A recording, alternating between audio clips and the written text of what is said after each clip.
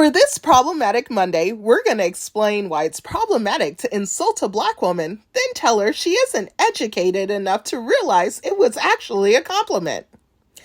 At this year's Easter Day parade in New York City, I was looking amazing and I felt amazing. As I was walking to meet up with my friends, a man asked me if he could take my picture. I agreed. After taking my picture, he came very close. I would say too close. He said, "Some would think this is a bad thing, but do you know who you look like? You look just like Aunt Jemima." My friend Darlene arrived just in time to keep me from catching the case. He then proceeded to explain the reason why I was upset was that I didn't know my history and that it was actually a good thing to be compared to Aunt Jemima. Let me make this crystal clear. I'm not afraid or ashamed to be compared to the ancestors. It would be the greatest honor for people to say I look like the ancestors and I carry myself like them.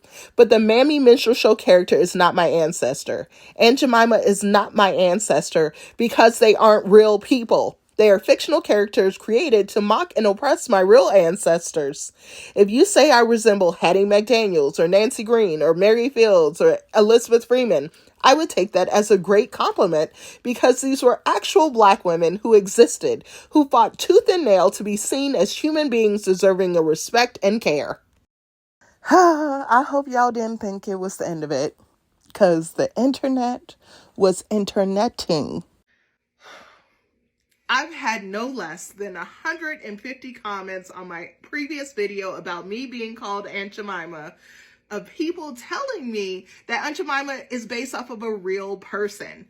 Now, I have collected all my research here and all the information, and I will make it accessible to you all. So I'm going to start with dates, very easy dates, and some numbers. So 1864, we see Aunt Jemima appear in a minstrel show for the very first time, 1864. This is not the first time we hear of Aunt Jemima, but it's the first time we see her in a blackface minstrel show. Now, 1875, remember this one, 1875, there was a minstrel show created by Bill Curzan called Old Aunt Jemima. Now, in 1888, the Pearl Milling Company was founded. Now, the next year, one of the founders, Chris L. Rutt, went to the minstrel show in Missouri, Old Aunt Jemima. He went to that minstrel show and he was actually inspired by a poster of Aunt Jemima. He said, this could be our mascot. And so the next year, in 1890, we see a trademark for Aunt Jemima Mills, this very one. Then, 3 years later, we see in 1893, Nancy Green, along with many others, start to portray Aunt Jemima in traveling demonstrations of the flour.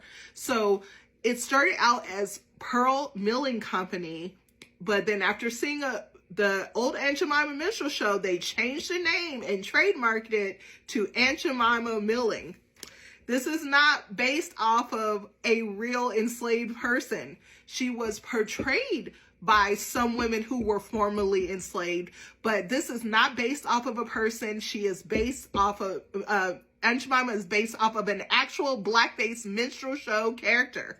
I did have someone contact me and say that they had research that pointed to the fact that this was based off of a formerly enslaved woman who was enslaved by the Quaker Oats family or worked for the Quaker Oats family. But this can't be the case because Quaker Oats didn't acquire Aunt Jemima Mills until 1925. This is 35 years after Aunt Jemima Mills was trademarked.